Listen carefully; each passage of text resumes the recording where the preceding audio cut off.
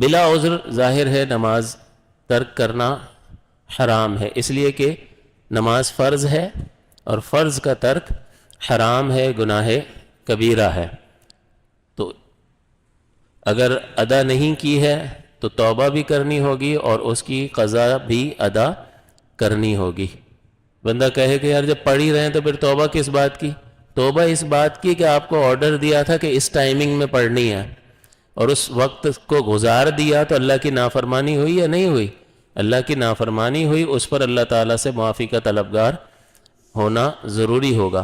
تو یہ توبہ سے معاف ہوگا جو وقت میں تاخیر کی ہے، جو ٹائم پہ ادا نہ کرنے کا گناہ ہوا، یا حج کرنے سے حج مقبول کی وجہ سے یہ گناہ تاخیر کا گناہ معاف ہو جاتا ہے۔ ہم کہتے ہیں نا حج کی وجہ سے گناہ کبیرہ معاف ہو جاتے ہیں، تو یہاں نماز میں ایسا نہیں ہے کہ نماز کی قضا بھی نہیں کرنی پڑے گی، بلکہ نماز کی توبہ یہی ہے کہ اس کی قضا ادا کرے، وہ قضا پڑھے، ورنہ توبہ نہیں ہے۔ کیونکہ توبہ کا مطلب یہ ہوتا ہے کہ وہ اگر جو گناہ کیا ہے اس کا کوئی ازالے کی صورت ہو تو اس کا ازالہ کرے گا، ظاہر ہے کہ نماز کو ادا کرنے سے ہی اس کا ازالہ ہوگا، تو قضا پڑے گا تو یہ توبہ شمار ہوگی، ورنہ توبہ توبہ کرتا چلا جائے اور سابقہ نمازیں اگر نہ پڑھے تو یہ توبہ نہیں ہے۔ نبی اکرم صلی اللہ علیہ وسلم نے ایسے شخص کے بارے میں فرمایا کہ گناہ پر قائم رہ کر استغفار کرنے والا اس شخص کی طرح ہے کہ جو اپنے رب سے مذاق کرتا ہے۔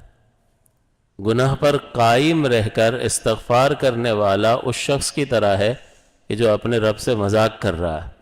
تو یہ سخت بات ہوتی ہے۔ توبہ کا مطلب یہی ہے کہ نادم ہو، اپنے کیے پر پشیمان ہو، شرمندہ ہو، اس گناہ کو فوراً چھوڑ دے اور آئندہ نہ کرنے کا پختہ ارادہ کرے، اور یہ آئندہ نہ کرنے کا پختہ ارادہ اور اس گناہ کو چھوڑنا اللہ کے خوف کی وجہ سے ہو، کسی دنیاوی نفع کے حاصل کرنے کے لیے نہ ہو۔ تو یہ جب چیزیں جمع ہوتی ہیں تو اس کو کہا جاتا ہے توبہ۔